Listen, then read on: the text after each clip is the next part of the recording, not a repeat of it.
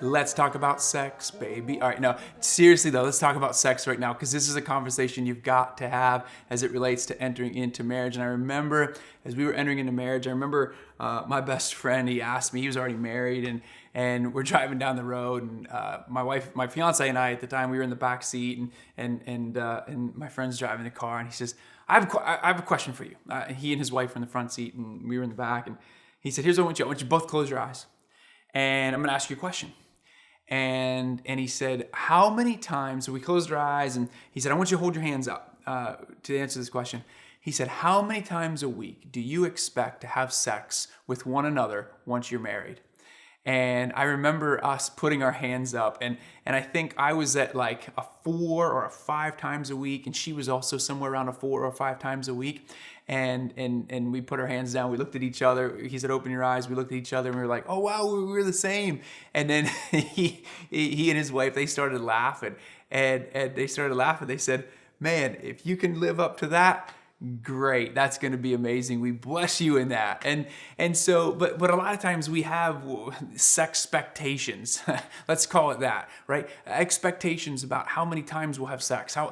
What does sex look like? And some of us are carrying baggage into our relationship from past sexual experiences that we've had.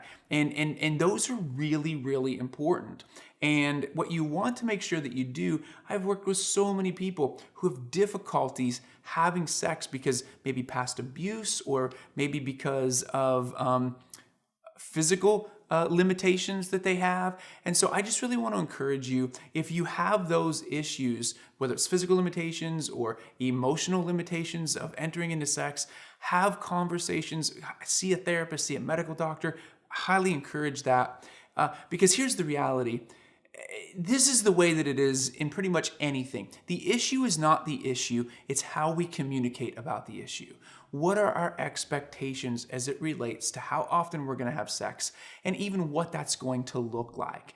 And so I want to make sure that we set this stage in a very healthy way to have sex. Listen, sex should never be against the will of the other person, right? And it's not a duty. Like it shouldn't feel like it's a duty to have sex.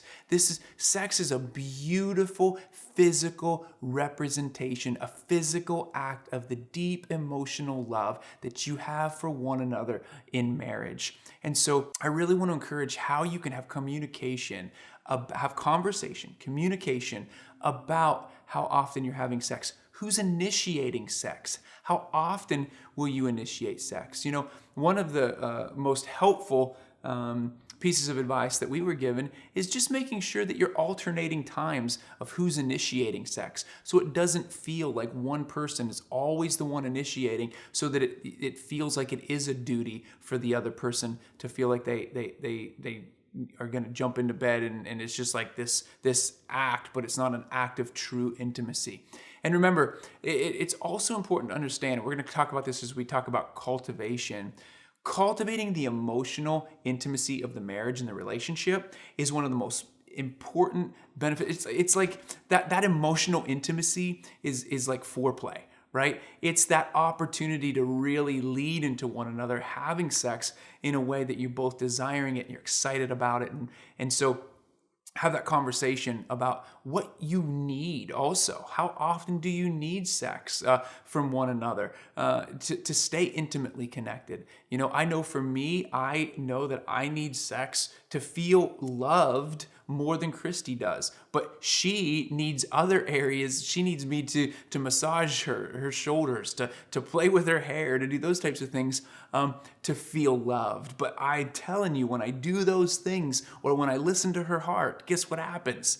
It leads to sex for us. But you don't know till you talk about it. You don't know till you have conversation about it.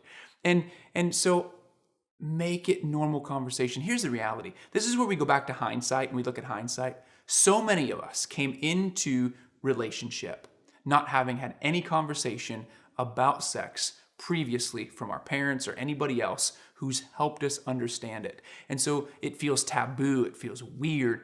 Don't make it weird. Make it just like, as much as we just talked about work, as much as we talk about money, as much as we talk about education, talk about sex.